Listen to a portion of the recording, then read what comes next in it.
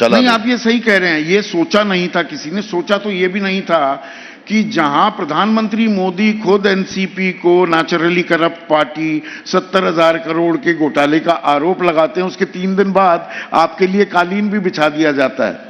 ये अभी जो हुआ हाँ। वो वापस सवाल करके क्या नहीं, सवाल इसलिए है कि हुआ नहीं दादा, सवाल इसलिए है कि आरएसएस वाले कह रहे हैं अरे भाई अजित पवार को क्यों ढो रहे हो, आप सहज हैं महायुति में। नहीं, ये देखो, हमारी किसके साथ युति है? बीजेपी के साथ युति है, हमारी एकनाथ शिंदे जी के साथ युति है, तो हम उनके साथ ही बात करेंगे ना।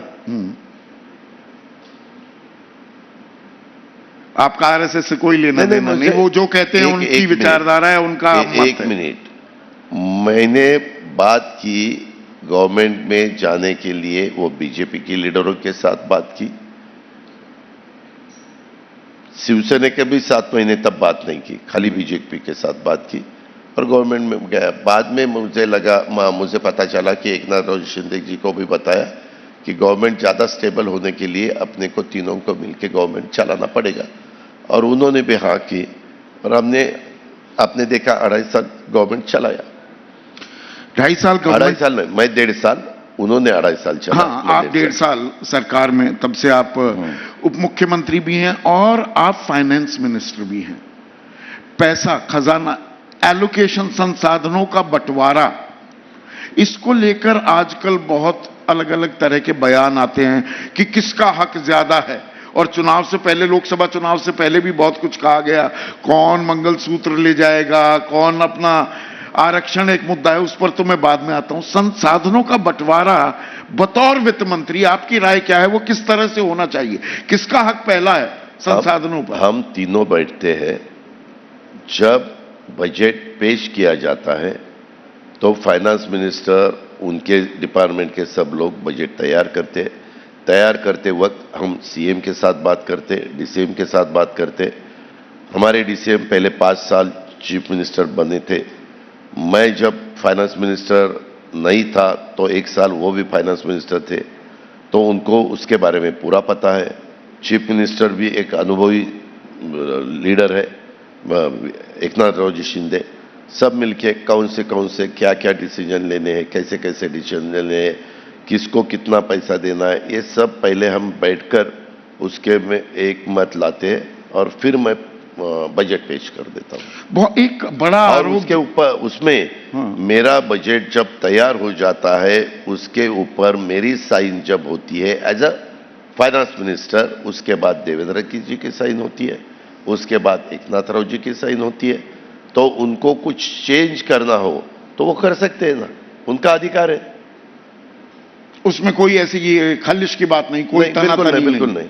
पर एक जो बड़ा आरोप विपक्ष आप पर लगा रहा है वो ये कि जो फैक्ट्रियां, जो उद्योग महाराष्ट्र में लगने थे वो भेज दिए जा रहे हैं गुजरात की तरफ। महाराष्ट्र के साथ नाइंसाफी हो रही है, इसमें रोजगार भी कम हो रही है। सुनो, ये नैरेटिव वो सेट कर रहे हैं, जैसे पार्लियामेंट के चुनाव के वक्त उन्होंने नैरेटिव सेट किया था कि ये संविधान बदलने वाले हैं, सेट किया, लोगों को वैसा उन्होंने कहने की कोशिश की, और लोग, हमारे कुछ लोग, उनको वो सही लगा, उन्होंने हमारे से थोड़ा सा दूर रहे, उनको वोटिंग किया। वैसा इसके बारे में भी वो कुछ भी बोलते हैं, लेकिन वो सही नहीं है।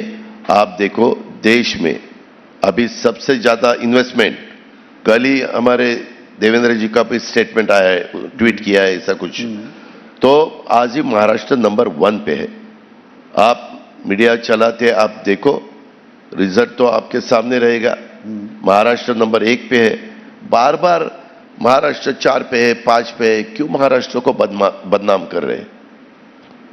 आरक्षण बड़ा मुद्दा अभी भी है क्या? आरक्षण को लेकर, मराठा आरक्षण एक बड़ा आंदोलन चल रहा था, मनोज जरांगे पाटिल वो चला रहे थे, मराठा आरक्षण, और उसमें आपके नेताओं की राय थोड़ी अलग है बीजेपी वालों से। मराठा आरक्षण का मुद्दा है, धनगर आरक्षण का मुद्दा है, बाकी कोई समाज का आरक्षण का मुद्दा है, ये तो उनकी डिमांड है ही, उसके बारे में चर्चा करके। ये जायज मांग है मराठा आरक्षण की? नहीं, ये जायज है, नहीं जायज है, हर एक को संविधान में अधिकार है आपको भी अधिकार है कि हमें आरक्षण दे दो। उसके बारे में सुप्रीम कोर्ट के क्या निर्णय है, स्टेट हाई कोर्ट के क्या निर्णय है, उसमें वो कैसे बैठ सकता है। जैसे बीच में आपको पता चलेगा कि गवर्नमेंट ऑफ इंडिया ने इकोनॉमी वीकर सेक्शन के लिए 10% आरक्षण दिया है और वो आरक्षण पूरे देश में लागू हुआ और उसके खिलाफ कोई भी स्टे वगैरह नहीं मिला, यानी सुप्रीम कोर्ट के तरफ से। तो हमारे यहाँ 52 + 10 62% आरक्षण हुआ है। तो आज भी कुछ लोगों का कहना है हमें भी आरक्षण मिलना चाहिए, उनका अधिकार है। अगर वो उस पर बैठते तो उनको देना चाहिए आरक्षण, आपका ये मानना है। क्या अजय दादा पवार मुख्यमंत्री भी बनना चाहते हैं महाराष्ट्र के? अब आखिरी एक दो सवाल। ये देखो, इस दफा हमने अभी चुनाव आया है, खाली 20 दिन ही बाकी रहे और किसको मुख्यमंत्री बनाना, क्या बनाना, अभी आज के वक्त एकनाथराव शिंदे चीफ मिनिस्टर है, उनके नेतृत्व में हम हमारी महायुति लोगों के सामने जा रही है। आज वो चीफ मिनिस्टर है। रिजल्ट्स लगने के बाद हम बैठेंगे, सब सोचेंगे और उसके बारे में भी डिसीजन लेंगे।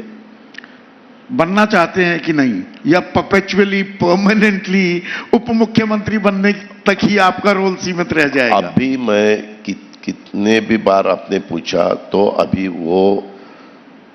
अभी सवाल है ही नहीं। सवाल ये है, हमारा महायुति का गवर्नमेंट लाने के लिए अपने को पूरी सबको कोशिश करके मेजॉरिटी लानी है। ये हमारा पहला काम है, वो हम करेंगे। उसके बारे में सोचेंगे। 15 दिन रुको जरा, 15 दिन रुकने पर बड़ा जोर, 20-25 दिन, हाँ, रुकने पर बड़ा जोर दे रहे हैं अजय दादा पवार। सवालों के जवाब दिए, बेबाक अंदाज में मुस्कुराते हुए जवाब दिए हैं, तो वो और अच्छे आज लगे। तो शिखर सम्मेलन में इसी तरह के दिग्गज आते रहेंगे। इस सत्र में अभी के लिए इतना ही। नमस्कार, बहुत बहुत शुक्रिया। धन्यवाद, नमस्कार।